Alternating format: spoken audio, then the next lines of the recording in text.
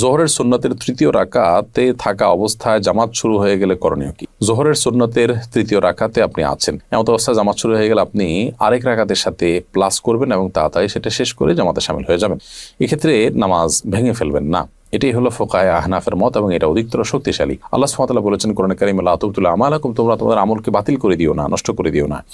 যদিও হাম্বলী মাযহাবের উলামায়ে কেরাম অনেকেই বলেন যে এরকম পরিস্থিতিতে আপনি নামাজ ছেড়ে দিয়ে জামাতে শামিল হবেন, কারণ নবী করিম সাল্লাল্লাহু আলাইহি ওয়াসাল্লাম বলেছেন, ইযা উকিমাতিস সালাতু ফালা সালাতা ইল্লাল মাকতুবা, যখন ফরজ নামাজের একামত হয়, একামত হলে তখন ফরজ নামাজ ছাড়ার কোন নামাজ পড়া জায়েজ নয়, যার কারণে আপনি সেটা ছেড়ে দিবেন, এরকম মত তারা দিয়ে থাকেন।